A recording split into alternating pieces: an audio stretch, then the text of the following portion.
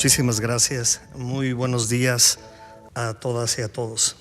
Quisiera iniciar agradeciendo a la doctora Roselia Bustillo Marín, magistrada presidenta de la Sala Regional Jalapa del Tribunal Electoral del Poder Judicial de la Federación, por su amable invitación a participar en esta mesa. Muchas gracias, doctora Roselia. Del mismo modo, saludo con aprecio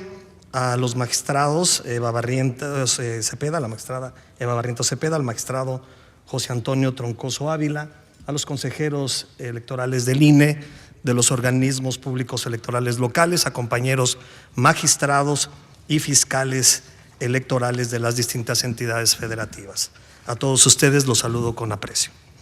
Sin duda, este es un espacio estratégico de articulación institucional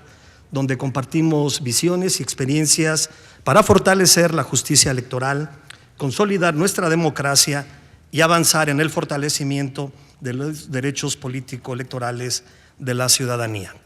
Dado el breve espacio de tiempo que tenemos asignado, quisiera reflexionar brevemente con todos ustedes sobre los derechos político-electorales de las personas LGBTTIQA+, a partir de tres contextos distintos. El primero será el contexto internacional, el segundo, el contexto nacional, y en tercer lugar, haré algunas referencias rápidas sobre el contexto correspondiente a la circunscripción electoral que nos atañe, la tercera. Y finalmente formularé algunas reflexiones finales. Con relación al contexto internacional, los datos muestran que en materia de los derechos político-electorales de las personas LGBTTIQA+, tenemos países que están progresando a distintas velocidades e intensidades y otros que están estancados. A pesar de estos claroscuros, vale la pena señalar que tanto el derecho internacional de los derechos humanos, así como las agendas de organismos internacionales, especialmente la Agenda 2030 para el Desarrollo Sostenible, adoptada por 193 estados en el año 2015, asientan sus fundamentos sobre los principios de igualdad, inclusión, no discriminación, justicia y desarrollo humano integral, asumiendo como obligaciones comunes garantizar la igualdad sustantiva a efecto de eliminar cualquier barrera que impida el ejercicio pleno de los derechos político-electorales, fortalecer instituciones inclusivas capaces de reconocer identidades y expresiones de género, promover la participación ciudadana efectiva, generar datos desagregados para medir desigualdades y diseñar políticas públicas y construir sociedades y ciudadanía pacíficas e inclusivas, libres de discurso de odio y violencia política. En el contexto americano, la Comisión Interamericana de los Derechos Humanos ha sostenido que la exclusión política basada en orientación sexual o identidad de género vulnera los principios de igualdad y participación democrática y considera que estos reconocimientos forman parte de las garantías mínimas del Estado democrático. En noviembre de 2024, la ONU de los Derechos Humanos estableció un estándar internacional de la gobernanza electoral inclusiva en la que recomienda a las autoridades electorales crear mecanismos de registro sin barreras basadas en identidad de género, prevenir la discriminación en procesos democráticos, poniendo especial énfasis y atención en sus órganos electorales, generar acciones afirmativas ajustadas al contexto local, fortalecer datos sobre participación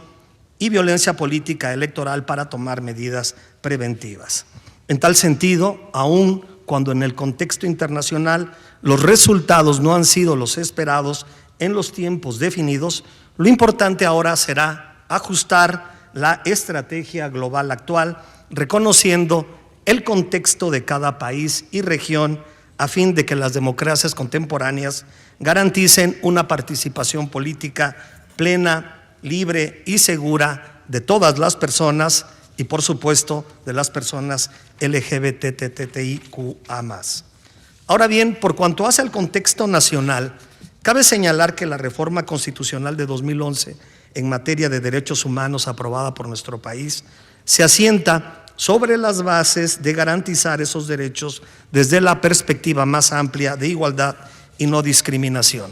En ese sentido, desde el plano constitucional, en México todas las personas gozamos de los mismos derechos, lo que significa que se puede ejercer libremente los derechos de reunión, asociación, petición en materia política, libre expresión, afiliación, militancia y participación en la vida interna de los partidos, votar y ser votado para ejercer cargos públicos sin que la orientación o identidad sea un impedimento. Pero esta labor, quiero destacarlo, no ha sido una labor sencilla. Ha requerido la participación puntual de diversas instancias, por ejemplo, el protocolo de la Suprema Corte de Justicia de la Nación para juzgar con perspectiva de diversidad sexual, los precedentes jurisdiccionales establecidos por el Tribunal Electoral del Poder Judicial de la Federación y desde luego los lineamientos que en su momento han emitido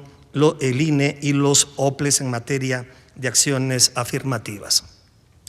En el contexto regional o de la tercera circunscripción, también vemos que se replica el mismo fenómeno que ocurre a nivel internacional. Si bien se han logrado avances significativos, también es verdad que las entidades tienen progresos desiguales que requiere una revisión puntual. Por ejemplo, en el caso Tabasco, en el proceso electoral 2020-2021, el Instituto Electoral Local emitió lineamientos de paridad, igualdad y no discriminación, pero sin que se definieran cuotas específicas. Sin embargo, en el proceso electoral 2023 y 2024, el Instituto Electoral Local de Tabasco implementó acciones afirmativas a favor de personas de la diversidad sexual, consultándoles a las propias personas que deseaban participar y que tuvieran acceso a una información libre y accesible. Como resultado, el día de hoy, Tabasco cuenta con 2 diputados provenientes de personas LGBTTIQA+. En conclusión, compañeras y compañeros, pese a ciertos avances, todavía persisten retos legislativos, institucionales y culturales que aún limitan el ejercicio pleno de los derechos políticos electorales. Además, enfrentamos desafíos como violencia política en todas sus modalidades, exclusión partidista, simulación en el uso de acciones afirmativas y estigmas sociales, lo que ha impedido un ejercicio pleno de los derechos político-electorales de la población LGBTTIQA+. En mi opinión, la democracia no es solo procedimiento, es sustancia y debe ser capaz de garantizar que cada persona sea tratada con igualdad, con respeto y con dignidad. La democracia debe tener la capacidad de asegurar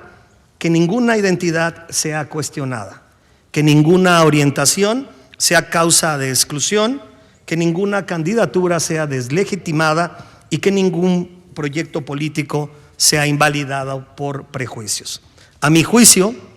el mayor reto es garantizar a todas las personas todos los derechos, pues no basta que los derechos sean declarativos, sino que se necesita